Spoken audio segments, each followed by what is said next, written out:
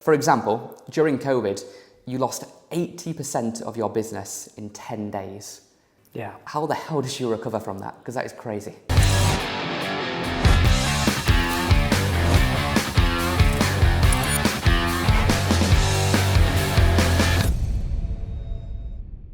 Avin, thank you for joining me on the podcast. Thank you for having me. I'm looking forward to it. My pleasure. So, let's start with entrepreneurship. You're the founder and CEO of Housekeep, which is the UK's biggest tech marketplace for cleaners and now tradespeople. And you've built this business from just an idea into a really successful brand. What advice would you give to other startup entrepreneurs? There's many people listening to the show now. They've got an idea for a business or they're just on those early stages. What tips, what recommendations, what insights can you share with them? Absolutely. So very happy to do so. So advice piece one, which I've said before and I'll say it again, is do not do it.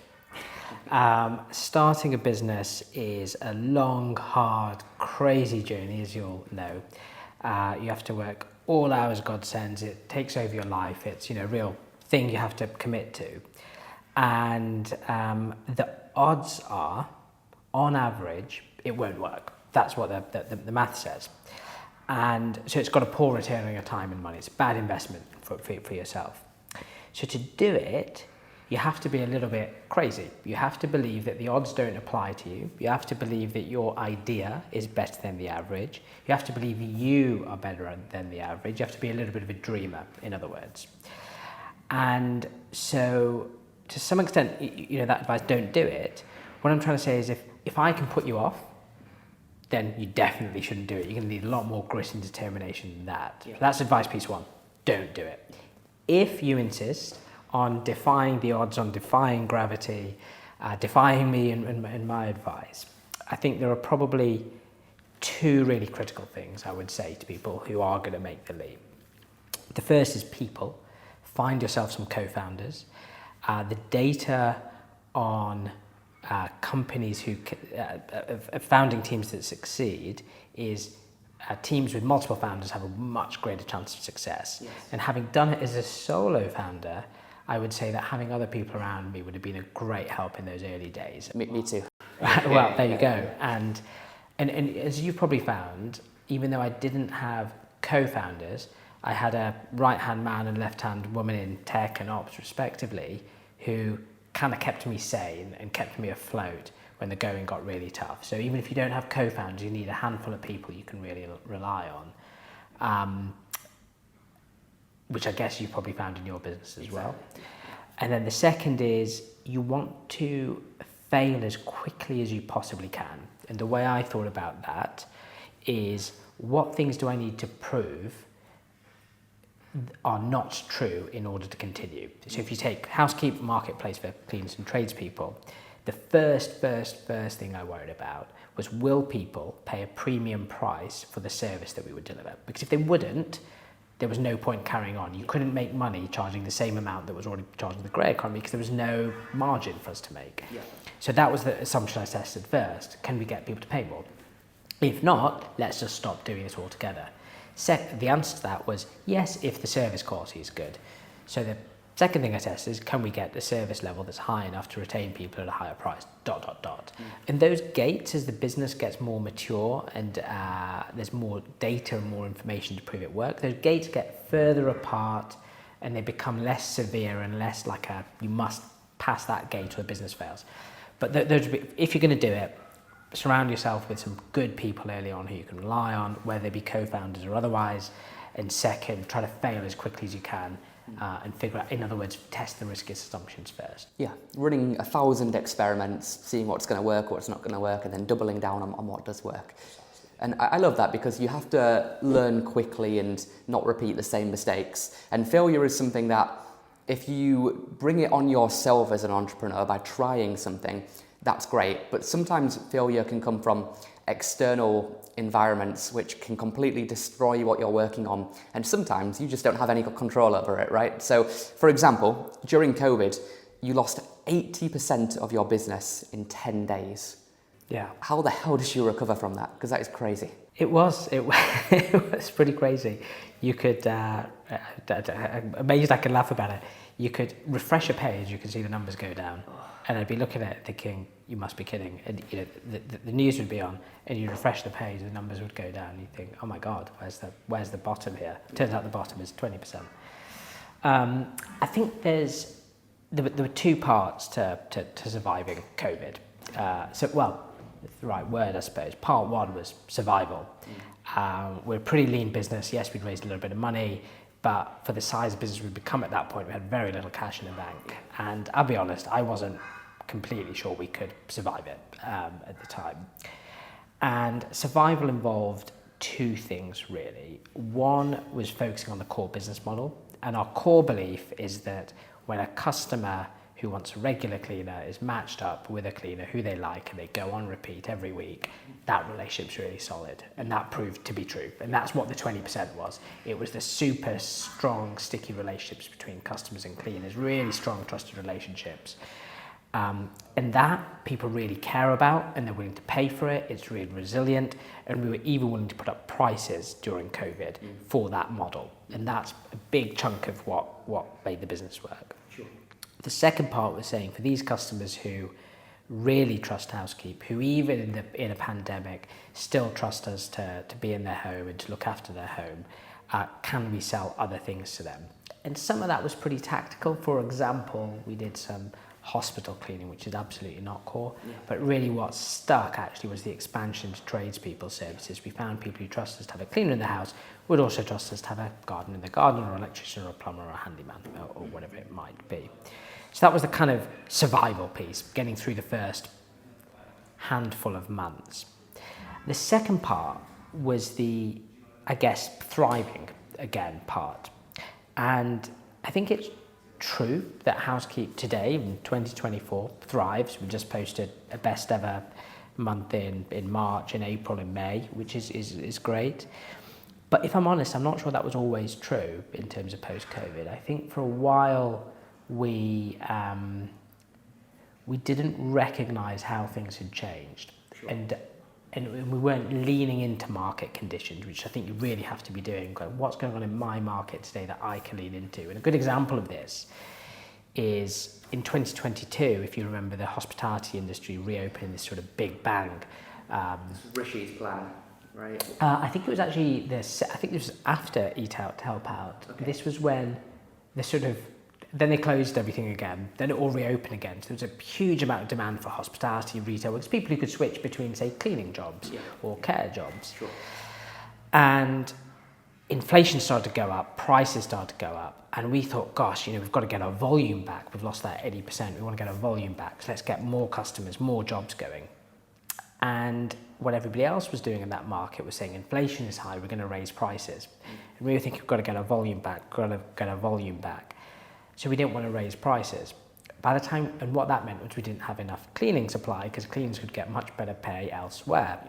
By the time we reacted, bizarrely, by holding the line on pricing, it was almost back into recession territory. When inflation started to get rampant at the end of 2022, the economic news was pretty bad. So we held on pricing, later than everybody else. Then we raised prices basically into the teeth of a recession. And we got loads of cancellations in a way we wouldn't have got 6 months earlier. And the lesson from the thrive part of COVID is market conditions are going to change and you've got to lean into them, not trying to fight them. Sure. And I think that's a lesson that's cost us a bit actually over time. But hey, you live and you learn. Well, managed to get it all sorted in the end and on to better things. Post-COVID, Boris Johnson awarded you with an MBE, which is pretty cool. I'm sure Mum and Dad were very proud. Yeah. Tell me a little bit about how that happened.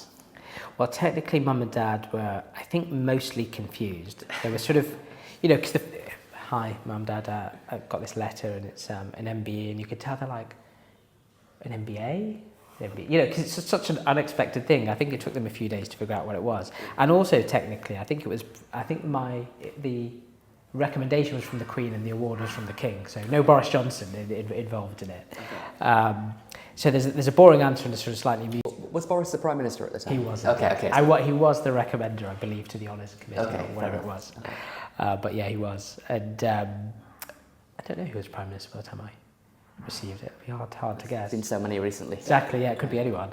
So the boring story, I suppose, is during COVID, when the government was trying to figure out guidance for different working settings, one of them being work in people's homes, we helped with quite a lot of creating guidance around how to do that safely, and published extensive guidance on our website, and lots of people borrowed from that.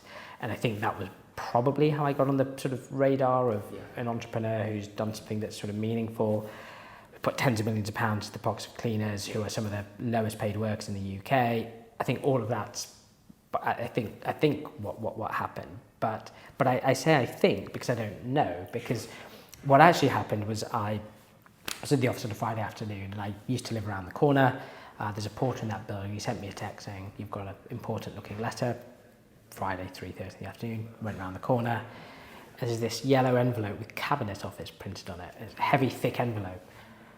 And I'd not seen this Thomas, the chap around the corner, for a few months. And so he was telling about his kids, asking about my kids, asking about how work was and the weather and his holidays. And I'm like, what's in this envelope? And what is this thing? And I was like, I'm either getting arrested or I'm getting some sort of award. And I was like, well, if I'm getting arrested, I'm not sure that I've done anything that deserves. I've made a few mistakes, but I'm not sure I should be arrested for them. Yeah.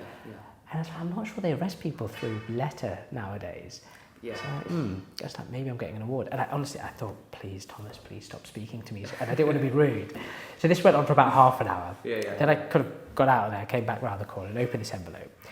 And then the way it's written, it does reference the Prime Minister at the time. It says, "Dear Avin, I'm writing to inform you that on the recommendation of the Right Honourable Prime Minister Boris Johnson, you are to be recommended to the Honours Committee on behalf of the dot dot." Like, what? What does all this mean? Yeah. And then the next paragraph says, "Of course, you must uphold the strictest standards of public blah, blah, blah, blah, blah." And I'm like, so is this just the letter that everyone gets? Is this just like, all 65 million of us get a letter and it says you might be on the list, or am I on a short list, or have I got it? Or so this went on for a while, and eventually you have to send in a form. And I don't know if I'm the only person that's ever done this, or everyone does this, but in the email it's like, have I actually got it? They're like, yes, you have it. Congratulations. And then obviously the rest is announced publicly a few days later. Hey, this podcast is brought to you by welovealpha.com. If you're looking to grow and hire and scale your software engineering team in the UK, then go to welovealpha.com to hire the best software developers on the market. Everything across Java to C# to PHP to Python to React and Angular and mobile and more. Go to welovealpha.com to hire the best software engineers in the UK now. Cool. Well, an amazing achievement, regardless of the strange process. Some of the confusion, thank you. Let's talk a little bit about scaling companies, because we've talked about the early stages there of getting an idea off the ground, but one thing that I love is the idea of doing things which don't scale. I think it was Paul Graham with Y Combinator who originally said that. For example, you did the first 100 cleans yourself when you set up the company. Is that correct? And if so, tell me why. Yeah, and I think the Paul Graham piece about don't do things that scale is what he's talking about is discovering an urgent need that a small number of people or users have. He's saying it doesn't matter how that's going to scale. If they really want the thing, they're willing to pay for it. They'll even accept a 10% good version, not 100% built version. Then they want it. And if they want it, you might be able to find some other people who want something similar. And the story they talk about, of course, is Airbnb and how photography really changed people's perception of using Airbnb. And of course, the photography in Airbnb is now all very, very beautiful. I wasn't actually trying to do things that don't scale, even though obviously that wouldn't have scaled.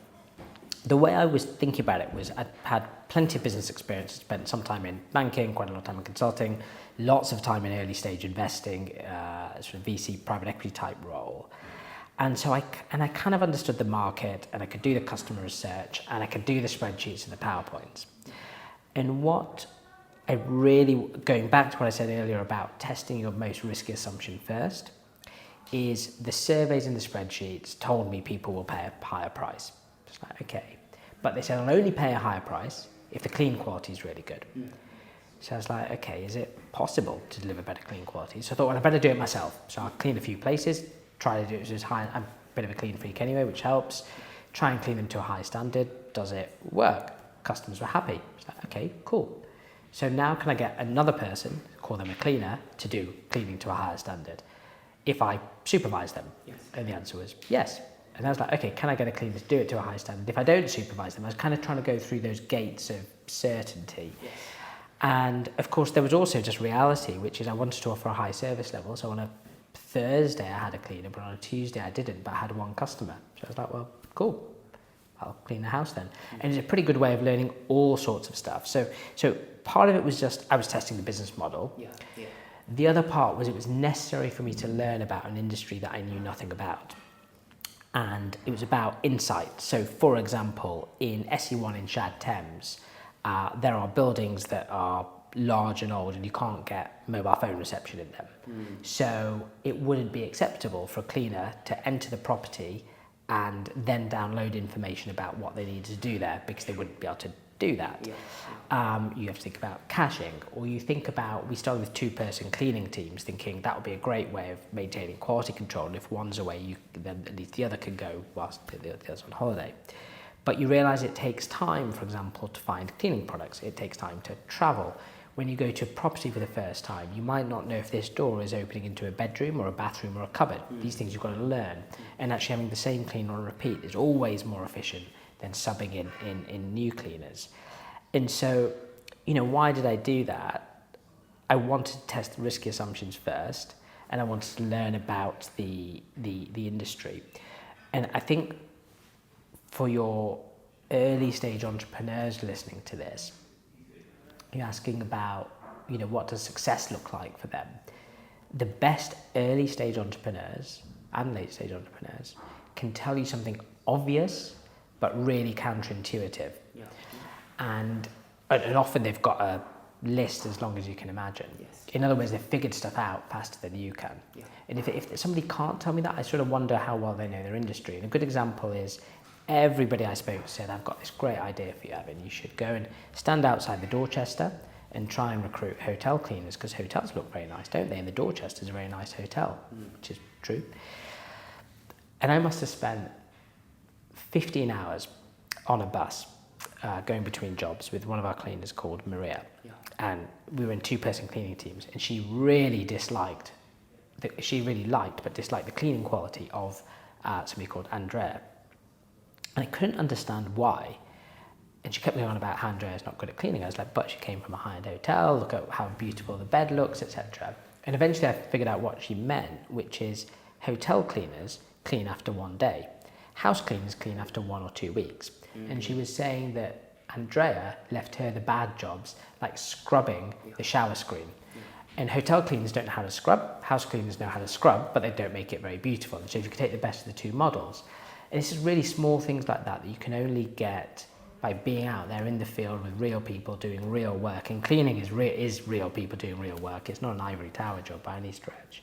That was the real reason to do it, kind of know my industry better than anybody else out there. Cool. I love that. Yeah, so many founders would not do that, as you know.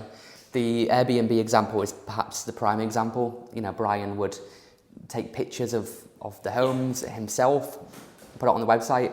He would literally he would sleep on random people's sofas himself to test out the service. Yeah. And now, look at them. Yeah. So. And there are all sorts of weird and wonderful tales from this. I used to be involved in a business called Streetcar as an investor, which became Zipcar, world's biggest car sharing club. Yes, exactly. And in the early days, they ran a deposit system. You became a member of Streetcar and you had to pay £150 deposit. And everyone thought, gosh, this is just such wonderful marketing. You become a member rather than, you have to pay a fee, what nice terminology, and they had great customer service. Yeah.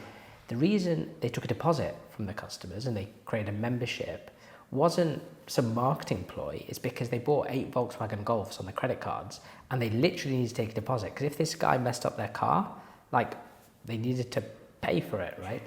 And sometimes these things come out of necessity and they morph into these stories about this, sage-like business idea. But they're not. They're just necessity, in the same way that I've got this great, I cleaned 4 homes on the 2nd of January. and I can tell you cannot clean 4 homes that have had parties in them the night before, 2 nights before, in one day. But I didn't do it because I was testing. I did it because I didn't have a cleaner on that day because the cleaner called in sick. I was like, oh, 4 jobs a day is pretty difficult. 3 is basically the max. You know, you kind of, you learn by necessity at times, which is good. Yeah.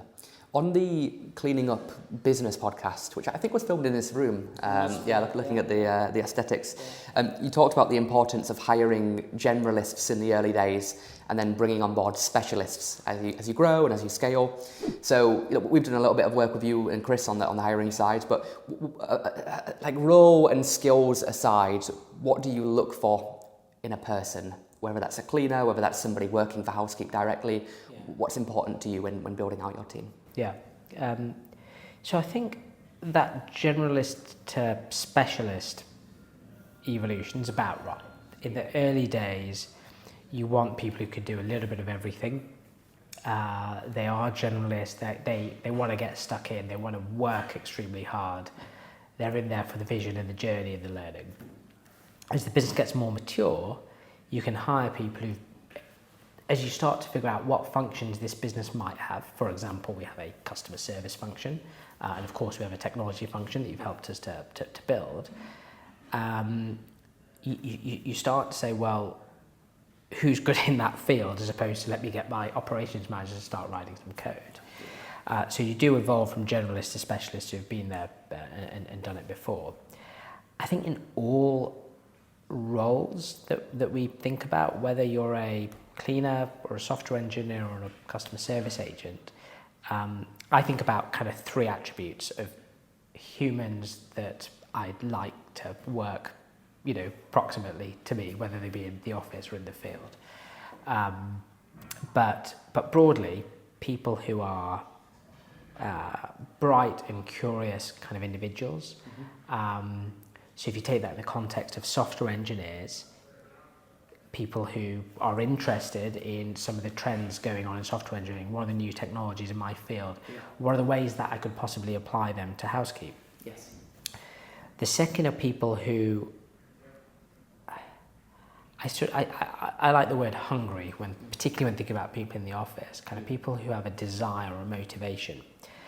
And what I mean by that isn't, you do get whippersnappers who are, I was a bit like that, you know, I would have been hungry in any job I did, I was like that. Yeah.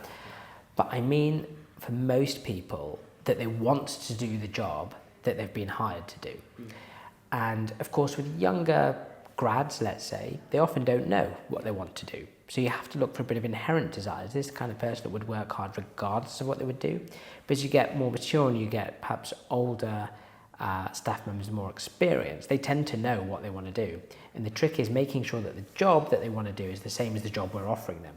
Because if you're hiring for a head of customer service, but they really want to do marketing, they're just not going to last that long. You're never going to get the best out of them because they want to do something else.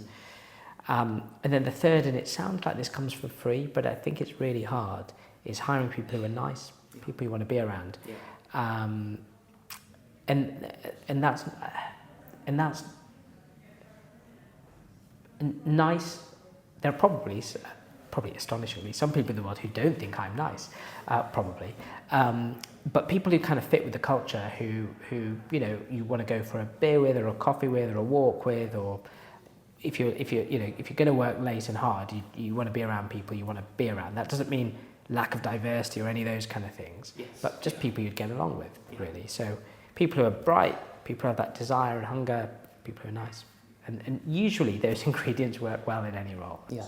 The last one, people who are nice. A good way that I look at this is I call it the airport test. If we were driving from my house to the airport and there was no Spotify, there was no podcast to listen to, we had to talk for an hour or two, would I want to jump out the car or would I enjoy the conversation? Yeah. And it's a good test, you know. And I don't think there are some people in the office that I talk to. I was recently away in Rome that I talked about the Roman Empire. There's some I talked about football. There are some I talked to about, you know, all sorts of different things. But, you know, sure, but it's something that's interesting about a person, I think. Okay, so the brand of Housekeep is really strong and it's constantly being updated over time. You know, for example, I heard that your first logo costs like $99 or something. What's important to you when building a brand? You know, how does an entrepreneur or a founder listening to this, how do they build something that customers are obsessed with and they want to keep coming back to it? Yeah, it's a really good question. And I'll be honest, I'm not sure I know, you know, but trying my best, I suppose, in the field. I suppose what do I know, what have I found so far? I think the first thing to say is that your brand is who you really are, what you really care about, what you're really into, what you stand for. I don't think you can fake it, really. It's just kind of what kind of a outfit you are. And so it reflects your values and your culture. And you're right, our first logo is a good example of that. Our first logo cost £99. I went on to, I guess, 99designs.com or something and commissioned this logo. And what I was bothered about in those days was I needed to have a website, therefore I needed to have a logo. But whether the logo was like this or like that was not a make or break decision for us. I just needed a logo. So I didn't care about it very much, which is why I thought £99 was plenty of money to spend on it. What is also true, though, is, and I was tempted in preparation to try to figure out, I should try and find the actual number. I think there were 350 iterations on the logo. Oh, wow. So it was the most £499. £499, yeah, because I'm quite fussy, it turns out, quite particular. Now, that tells you that, sure, we're not going to waste money on things we don't think are important, but if we're going to do something, we're going to do it right, and that is really our brand or our ethos. Or, you know, we don't spend money on tube adverts. We don't think that's where customers are looking. But when customers tell us they want a cleaner, we make sure we get one to them. You know, we spend money on what we think is important to the customer experience, and that was true in those days. The logo wasn't important, but since we're doing it, we might as well do it properly. I think there are conflicting opinions as to whether or not our original logo, which one of our investors says looks a bit like Asda, was any good or not, but sure. The second logo tells you something else about us. We did that a few years ago, and the rebrand that you see around the office reflects us saying, we're not a startup, we deserve to exist. We're now trying to build the biggest business we possibly can over the long term. We want to build something that lasts. So it was a bigger, more considered, thoughtful experiment that ran through everything we did in a completely different way to spending £99 a logo. So it reflects a sort of business journey.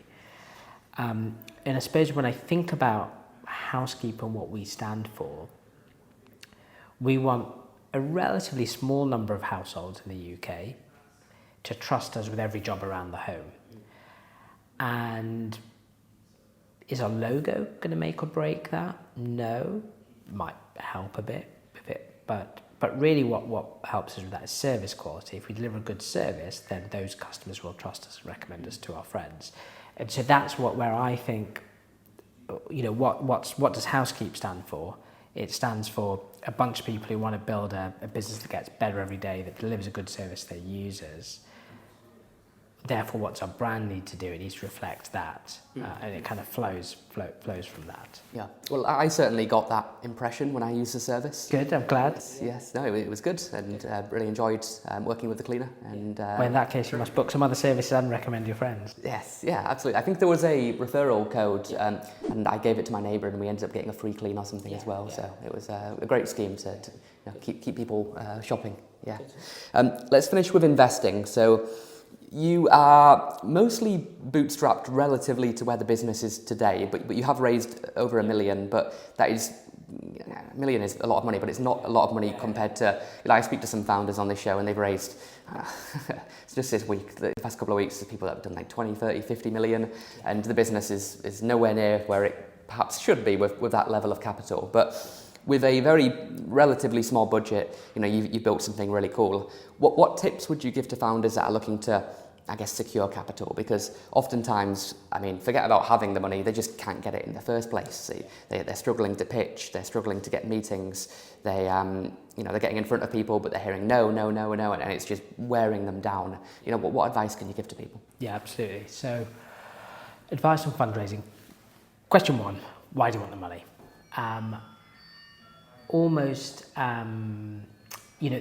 The vast majority of businesses do not need external capital. The vast majority of successful businesses in the UK and the rest of the world have been built without any external capital. In other words, you should discover something that customers are willing to pay for that you can make money selling. And if you can't, then you're probably barking up the wrong tree. Sure. So, first question is, why do you really want capital? Do you need it at all? Question 2 is, why might you need capital? What are the reasons you might need capital? I think the number of reasons are pretty small, pretty thin. It might be because what you're doing has a long payback period. So I need money because I'm going to spend 10 quid now to get back £40 in a year's time, and I need to cover the working capital between the two events. Second reason, which people always say, but is usually just not true, is I can build a competitive moat. I can create a monopoly effect for some reason or another. It would be true of social networks, I guess, but even they come and go, it turns out.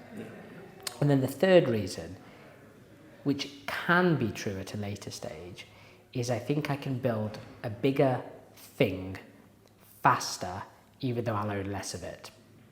But really, other than that, there's no reason to raise capital at all. And I think the reason that's so important, and the reason it's so relevant to your point about the no, is those no's follow poor narratives about why people want money. So if your narrative about why you want money is, I'm not really sure, but hopefully if I spend some light bulb moment will happen for us, not sure people want to invest behind that. Whereas if you say, I know that if I spend £1 here, in a year's time I'm going to get 4 quid and I'm willing to give £2 of that to you, great, I'm sure everyone would invest behind that scheme. So nailing that narrative is really important, and really understanding it yourself. I know it's difficult, but it's not meant to be easy, as I said at the start. I guess a couple of just extremely practical tips. The first one is ask people for money. It's astonishing to me how many people will ask to talk to me, tell me they're raising money, and sometimes I do it because I said I'm nice, but maybe I'm not nice. Sometimes I do it to see what people do. Sure. You can have an hour's conversation with people who are raising money, who want to talk to you about raising money, and they won't ask you, so will you invest? It's like, you just spent an hour of your time and my time. It's kind of interesting, because the reason I sometimes leave people on the hook a bit is I want to see if they have the ability to sell, because selling is kind of important. So ask people for money, actually ask them. Don't just assume that they might tell you and be British and embarrassed about it. I think the second practical tip is what every investor wants to see is a risk-free investment. And don't we all? And I think of this blue widget factory. What I want to hear, what investors want to hear, is I, company X, sell blue widgets. And for each blue widget, I can make £1. And the service quality is really good and the return rate's really low. And the market for blue widgets is really big, so I'm going to sell more blue widgets. They don't really want to hear that you're going to sell some red widgets, and some of those widgets are going to be abroad in Australia, some of those widgets are going to be extra large and some are going to be small. The closer you can have to here's a streamlined, simple narrative, the easier it is to raise money. Again, of course, it's harder the earlier you are, but that's what people want to hear, surefire bets, not lots of risky assumptions that you don't have any data to support. Okay. What about the flip side of the coin? Let's talk about angel investing. I've made some small bets recently, but nothing compared to you. You've invested in over 50 companies over the years. Some of them have, I imagine, gone to zero. Some of them have become big successes. But what advice would you give to people that are looking to, I guess, angel invest themselves? And I am fishing a little bit here for tips. Of course. We could talk about it forever, I think. So I strongly believe in taking a structured approach and methodological approach in what I do, and the same is true of angel investments. And I think there's a sort of myth that because the odds are low and every now and then you have to hit a home run to make the maths work, you could be scattergun and unstructured. But actually, I don't think that's true. I think you can apply discipline and rigor to what you do. And so the way I think about it is the evidence burden changes and increases with each stage of investment you make. So if we take the sort of 4 early stages, you've got pre-seed, and that's a bet on the team. Yeah. So what I'm asking is this team uniquely well positioned to win in this space? And that's either because they know something about this industry that nobody else does because they're steeped in the industry, or they've gone away and cleaned 100 homes, they've found out something about this industry, so they know more about this industry than anybody else. The second stage is sort of seed stage, and that's what people normally call a kind of product stage. And I know what they mean. They want to see a working prototype with a flow from here to there to there. Sure. But that's not really what I'm interested in. I'm interested in less in that and a bit more in, can you prove to me that a user wants this? Wherever it is you're selling, what proof point can you give to me? Have you surveyed 500 users and 10% of them say, I desperately want this thing? Have you Airbnb slept on the couches? Have you got something that says people want this thing? So that's a kind of product stage and the sort of seed stage. Next stage is Series A. And really what you're looking for is traction, revenue. Like, is someone actually paying for the thing? And then stage 4, as you get into Series B and beyond, is unit economics. Can you make money doing whatever it is you're doing? And I think if you think about fundraising in those stages, this is what you're trying to prove at each stage. It stops you being, what you're trying to invest in at each stage and what an entrepreneur is trying to achieve at each stage actually makes it simpler to assess, is this doing well given where it is and how much capital is raised? Sure. I suppose a few other tips for angel investing, and probably the most important thing is stand in fast-flowing water. Just be in markets that are going in the right direction. Yeah. Just got more. You just increased your chances. 10 years ago, electric vehicles looks pretty interesting. You could have invested in Tesla on the stock market. Yeah. Maybe you would decide it doesn't look interesting anymore. Maybe it's not fast-flowing water anymore. But invest in areas that kind of make some sense. Yeah. I think the second is back quality people who have integrity. I've seen just countless examples of okay teams in fast-flowing water not doing so well, great teams in dead-looking markets always somehow pull it out the bag. Yes. And then the last is don't really try to make money. I think if you think about it from a kind of money perspective, it's quite hard. It's because the maths are so extreme. 1 in 50 is going to pay for the rest. And you can't do the spreadsheet never works. It always goal seeks 0 or infinity or whatever. It doesn't kind of work. And hope that if you get the fundamentals right, the money will eventually follow. Okay.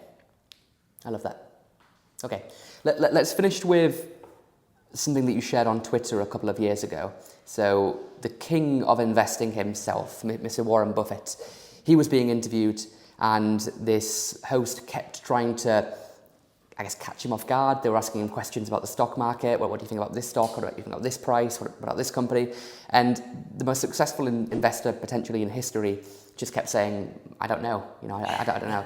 And you added some commentary to this, Avin. You said, only the most capable people do that, when referring to Warren Buffett. So he's saying, I don't know, and only the most capable people do that. Can you tell me a little bit more about this? Because when I was looking through your feed and I saw that, it really stood out to me, and I was like, yes, that's spot on. Yeah. I really, by the way, love the thoroughness of the research you guys do for this series. It's very different to how most people go about it. And I remember quite vividly kind of trying to write something that explained what I thought. And I'm not sure only the most capable people do that really expresses how I think about it. But I'm glad you picked up on it, because it's an interesting thing to talk about. And hopefully you'll excuse a little digression here. There's something I heard a year or two ago. I can't remember where it was, but somewhere or the other came across this thing that says there's sort of 2 types of people in the world. Type 1, I'm sure there are many other types, but in this sort of variant, there are type 1 are people who would look back at themselves historically and say, I know that guy. Yeah, that 18-year-old person's absolutely me, and that 25-year-old guy's me too. And I know that 33-year-old guy, that 10-year-old kid. they all look and feel and talk and sound like me. And of course, kids nowadays will actually literally be able to do this because they have so much video evidence of themselves. And type 2 is kind of, they look back and they go, I don't recognise that guy. I don't know who that guy is. I don't know what he stands for or she stands for. And I was trying to sort of, I don't know. I'm not sure if I recognise myself at 15. I think I possibly do at 23. I don't know, you know, with those life events. And I don't know. And I've sort of been, I don't spend much time thinking about this, but I've been sort of pondering that question about would I recognise myself? And I've been at Housekeep 10 years. And it's sort of an interesting time to kind of, and now I'm 40 and then I was 30, and there's various milestones that just make me chew over that question. Am I the same guy? Am I more capable, less capable? And what I do believe in, and hopefully you'll excuse this digression too, what I really believe in now that I don't think I understood at 30 is I really believe in being extremely clear and truthful and honest. I think I was always honest and truthful, but now I think it's like a superpower. And so sometimes, I'm sure people do this with you as well, you know, extremely successful entrepreneur as you are, people come up to me that don't know me very well and they'll say, oh, you know, you're so-and-so's mate, oh, you run Housekeep, wow, what a great successful thing you've built. And I'm a bit, you know, because I'm a bit embarrassed by it, like, it's not really, it's nothing, you know. But it's not nothing, it isn't the best business in the world. There are better businesses in the world than Housekeep. But it's also not true to say it's a complete disaster and a waste of time. And it's quite hard to be honest and truthful about how successful am I. I mean, I'm quite successful, but I'm not extremely successful. I'm not unsuccessful either. And I think if you're honest and truthful to yourself about that, you have a greater chance of kind of being successful in the future. And the Warren Buffett thing was, here's a guy who is obviously extremely successful and has the courage to say, I don't know. And the reason I found the clip so interesting, this is hopefully going to all make sense in a second, is I wonder whether, he was what, 86 or something in that clip, I wonder if he's the same guy he was when he was 20. And what I was trying to articulate in a tweet that I feel like it's interesting that you picked up on is, did he evolve? Did he get stronger? Did he get better? Did he learn? Or was he always able to say, I don't know? And I sort of think I would probably have the courage to do it now. I don't know if I would have had the courage to do it when I was 20. And I wonder whether he did or whether you would. And I think it's just such an interesting clip to kind of ponder yourself, try to look in the mirror and think, how would you respond to? And I can see that him having the courage to do that and having the clarity to do that, the honesty is so valuable. So that was why I tweeted. I love that. And it's not just honesty with other people, it's honesty with ourselves. Absolutely. Because people can be honest with other people and they're genuine, they're authentic, but they're telling themselves a false narrative. And they're telling themselves fake reasons about why they can't do something, and then it becomes a self-fulfilling prophecy, and then they never even get started. And a huge part of our job as entrepreneurs is to storytell. We have to storytell to even to ourselves. We have to tell a story, and I'll come back to that in a second. But we have to tell a story to ourselves. We have to tell a story to investors. We have to tell a story to employees. We have to tell a story to customers. You know, of course, we've got to attract high-quality employees. But the honesty with yourself is really important, because the more that you craft that story to yourself and you make it absolutely crystal clear, what is Housekeep's vision, what do we stand for, what do we care about, the more compelling it is, the easier it is to raise capital. And the more that you try to brush over the bits that are inconvenient, the less coherent the story is, the harder it is to raise capital, the less it makes sense as to what you want to do with the capital, the harder it is to attract employees, the harder it is to get people in the right roles that they're motivated and hungry to perform in. It's that storytelling and clarity I think is really important. I just wonder what I would have said when I was 30 or 20, or what Warren Buffett would have said when he was 20 or 30 or 80. Yeah, we need to do the same interview in 10 years well, from exactly, now, on your 50th, and then we'll ask the same question. Yeah. Cool. Well, that's been really, really good. It's been good to get a perfect blueprint on how to start a company, how to advice on investing, on branding, on everything in between. If people have resonated with this and they want to check out your platform, your app, your business, where should they go to? Very easy, housekeep.com in Google or the App Store, and you will find us with one click. One click. And then on LinkedIn, what should they search for yourself? You can also search for Housekeep, or you can search for me at Avin Rabheru, so also very easy and searchable. Awesome. All right. Thank you very much. Hey, thanks for watching this podcast. Make sure that you like, subscribe, follow, comment, etc., etc. And I'll see you in the next episode.